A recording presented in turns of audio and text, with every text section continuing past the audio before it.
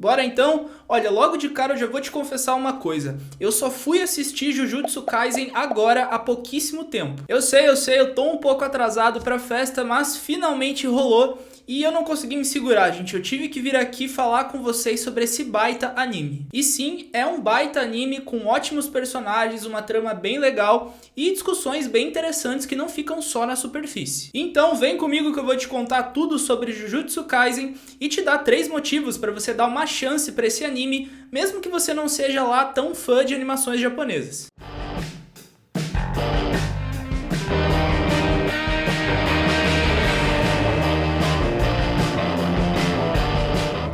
E aí galera, esse é o Story Ideia, sejam muito bem-vindos novamente aqui ao canal. Aqui quem fala é Jean Foss, eu sou jornalista cultural e atualmente trabalho como editor dos cadernos Minha Série e Cultura Geek lá no site Tecmundo. E só para não perder o costume, se você quiser conhecer um pouquinho mais de mim e do meu trabalho, tanto aqui no Story Ideias quanto lá no Tecmundo, é só me seguir nas minhas redes sociais que estão aqui em cima e na descrição do vídeo também. E sem perda de tempo, bora pro tema principal aqui do vídeo de hoje, que é Jujutsu Kaisen. Mas antes de eu te listar aí os meus 3 principais motivos para você conhecer e assistir esse anime, bora falar um pouquinho aí dessa produção, só pra gente ficar na mesma página. Então me conta aí, Gê, o que é esse tal de Jujutsu Kaisen? Bom, Jujutsu Kaisen é um anime produzido pelo estúdio MAPPA e que foi lançado aí pro mundo todo no ano de 2020. E assim como boa parte das produções do gênero, o anime foi baseado num mangá de mesmo nome, que foi escrito e ilustrado pelo GG Akutami e lançado lá em 2018. O mangá, aliás, já conta com 20 edições, pelo menos até a produção desse vídeo aqui,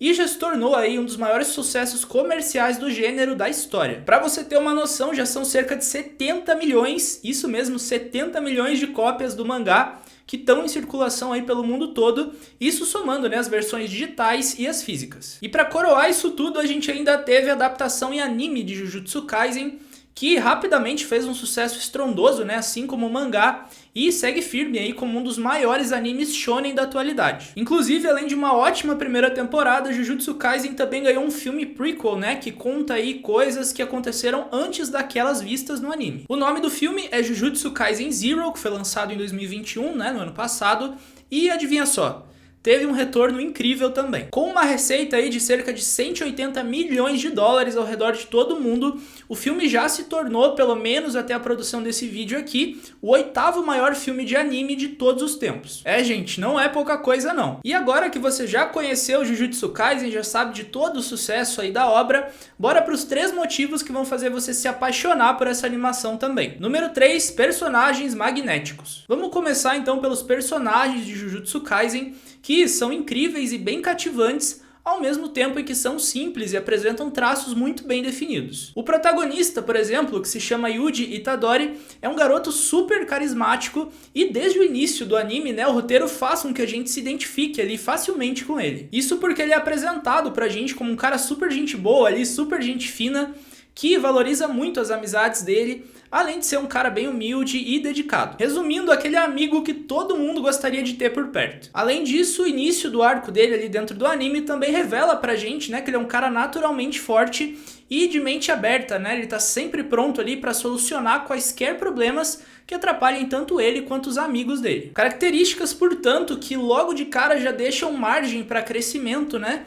E que são bem interessantes, né? Eu diria até essenciais para bons personagens de animes shonen. Mas não se engane, tá? Porque Jujutsu Kaisen não apela para aquela síndrome do protagonismo, né? Em que toda a narrativa é centrada num único herói e só há espaço para ele brilhar. Sim, o Itadori é o protagonista aqui do anime, mas o roteiro deixa bem claro pra gente com o passar dos episódios que são as relações dele com os demais ali ao redor que fazem com que ele cresça e fique mais forte. E não simplesmente aqueles treinamentos e batalhas exaustivas que a gente já tá acostumado a ver em outras produções do gênero. Ou seja, todos os personagens aqui contribuem para a trama central do anime, né, para a macro história aqui da obra e tem importância como um todo. E é dessa maneira que o protagonista, bem como os outros personagens aqui de Jujutsu Kaisen, vão crescendo e evoluindo ao longo do anime. E a cereja do bolo aqui é a dupla personalidade do Itadori, né, que serve como um hospedeiro para o Sukuna, que aqui no anime é chamado o Rei das Maldições, né, o cara mais poderoso aí desse universo.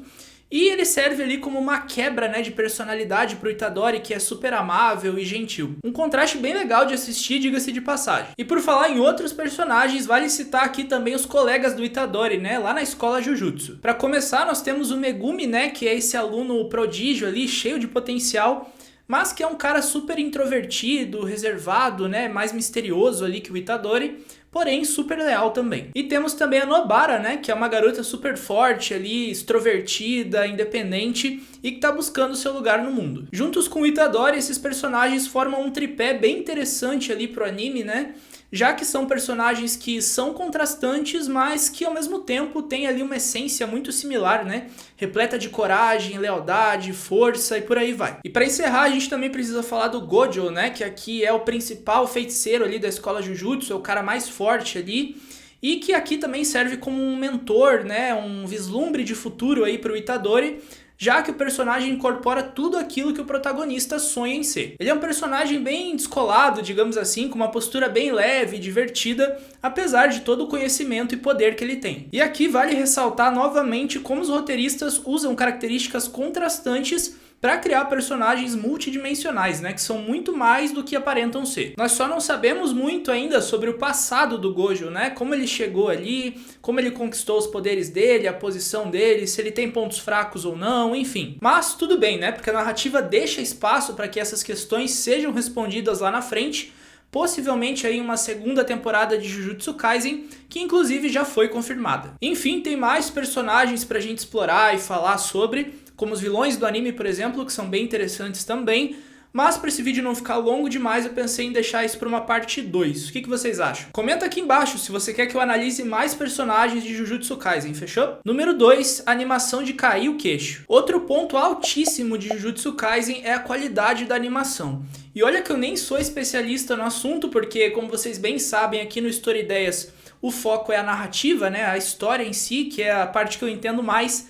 Mas eu acho que nem precisa ser especialista para ver que a animação ali do anime é lindíssima. E o estúdio responsável por dar vida ao anime é o Estúdio Mappa, empresa japonesa de animação que tem outros títulos aí bem relevantes, né, na carteira, como a última temporada de Attack on Titan, por exemplo, e o excêntrico Dorohedoro lá da Netflix. Além de trazer traços muito bonitos, dá pra ver o quão detalhado é o nível de trabalho de animação ali de Jujutsu Kaisen, que não perde a oportunidade de deixar você de queixo caído sempre que possível. Sempre com cenários muito bonitos, uma ótima utilização de luzes e sombras, e detalhes ali de personagens que te deixam ainda mais admirado pela obra como um todo. É um anime que, graças a esse cuidado todo ali com a animação, consegue criar atmosferas muito legais ali dentro da obra e proporciona aí uma experiência muito agradável para quem está assistindo. E claro, eu não poderia deixar de citar aqui as cenas de luta e de ação de Jujutsu Kaisen, que são um show à parte. São passagens super fluidas que em momento algum te deixam perdido ou confuso sem saber o que está rolando, muito pelo contrário. É perceptível ali como os lindos traçados, né, combinados ali as técnicas de luzes, de reflexos, de sombras,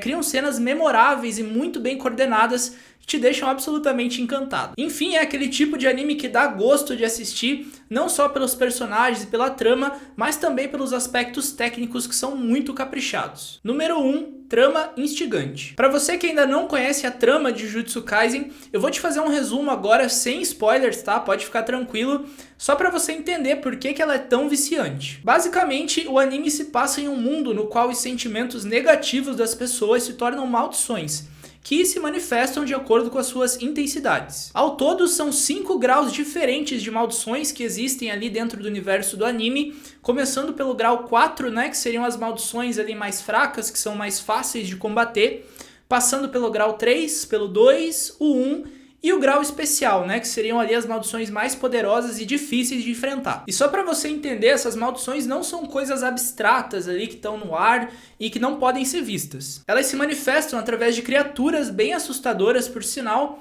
cada qual ali com características e níveis de poder diferentes. E nesse cenário amaldiçoado, os únicos capazes de enxergar essas maldições de fato são os feiticeiros Jujutsu, que também são responsáveis ali por classificar e enfrentar essas criaturas. E esses feiticeiros treinam numa escola, né, chamada Escola Jujutsu, que fica lá no Japão, e ali eles se desenvolvem, né, e aprendem a combater essas criaturas ou exorcizá-las, como é dito no anime. E assim como as maldições, os feiticeiros também têm níveis diferentes de poder que espelham os níveis das maldições. Ou seja, são feiticeiros de grau 4, 3, 2, 1 e de grau especial. É essa hierarquia de poder, inclusive, que define quais feiticeiros vão enfrentar determinadas maldições. Por exemplo, uma maldição de grau 3 vai ser enfrentada por um feiticeiro de grau 3, assim como uma maldição de grau especial só pode ser combatida por um feiticeiro de grau especial. E para ficar mais claro, eu vou deixar aqui rolando na tela agora as classificações das maldições de acordo com o próprio anime. Bora lá! Começando então pelo grau 4, que diz o seguinte: